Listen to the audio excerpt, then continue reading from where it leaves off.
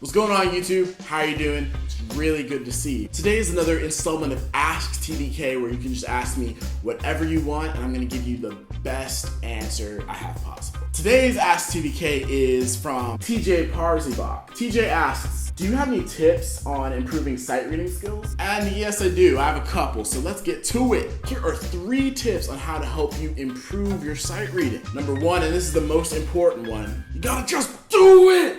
Just do it! I've talked to a lot of colleagues, former teachers, and professionals alike, and they're all saying the same thing. The only way to get better at sight reading is just to sight read. Seriously though, the more you do it, the better you'll be at it. Your mind will be tuned to be more proactive than reactive, and that will help you immeasurably. One way to make it really fun is to host some chamber music parties at your school or at your house. What also helps is not looking at your music before the first rehearsal of an orchestra concert. That's the hardest thing for me to do because I always look at my music before the first rehearsal. But seriously, don't do that. Be prepared. Number 2, take time to look through the entirety of a piece. First of all, look at your time signature because that's gonna give you insight into how the rhythm of the piece is gonna go. If you don't get anything else right, you need to get the rhythm right when you're sight reading. Dynamics and things like that can wait, intonation, whatever. But if you play in rhythm, you will be set. Things to look out for are whether if the time signature is simple or compound. Another thing to look out for are irregular time signatures like 5/8, 7/8, and 11/8. Hacking into these more irregular time signatures can be easier if you break them into smaller bites of 2 beats and 3 beats. For example, if you have a time signature like 7/8, you can think of 2 plus 2 plus 3, 2 plus 3 plus 2, or 3 plus 2 plus 2. Instead of thinking of 2 and 3, I like to substitute peanut for 2 and chocolate for 3. So if I saw an 11/8 measure, I would think of it like chocolate, chocolate, chocolate, peanut. Or peanut, chocolate, peanut, peanut, peanut.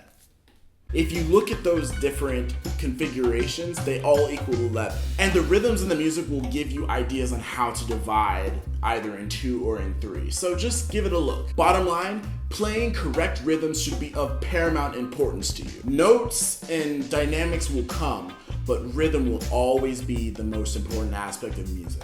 The second thing you should do when you're looking through the music for the first time is look for key signatures and where they change if they do. This is super important because you don't want to be that guy that plays F naturals when they're supposed to be F sharps.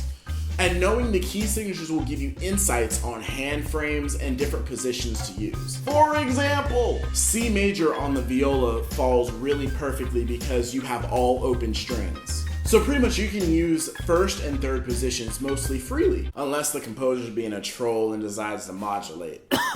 In E flat major, however, on the viola, it sits a little differently, so positions like second position and fourth position are really helpful. These aren't end-all be-all guidelines, they're just patterns that I've picked up as I've been sight reading. So sometimes it helps to know that, oh, I'm gonna be playing in second and fourth because it's E flat major before you even start playing. It'll just get you ready. And number 3, read ahead as you're sight reading. As you're playing the music, try to read a measure ahead of where you're actually playing. That will give you a lot more time to actually digest the information from the music and be able to respond in a timely and accurate manner. Look for patterns like arpeggios and runs. It's a lot easier to play runs when you know it's a 3-octave G major scale, because when you practice your scales, I know you practice your scales, you learn all the different patterns of where your fingers are supposed to go. So that's less information for you to have to process, and it will allow you to read a lot farther along in the music without having to think about what you're actually doing in the moment. So that's all there is to it, guys. Actually, there's not much else to say. When you're sight reading, especially when you're not used to sight reading, just focus on the rhythms first and everything else will fall in place. And above all, going through the process of sight reading and just doing it more is really what's gonna make you better at it. Well, I hope that helped, guys.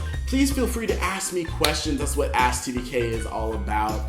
And I will see you very, very soon. Big hugs. Thank you so much for watching. If you liked the video, like the video. It'll help me out so much. And since you made it this far, you might as well subscribe because I love you, baby. Come here. All joking aside, seriously, feel free to comment, follow me on all my platforms because I want to interact with you and I want to bring you content that you want to see. And if you got some more time, My last video is like right here. If you just click on it, it's like right here. Just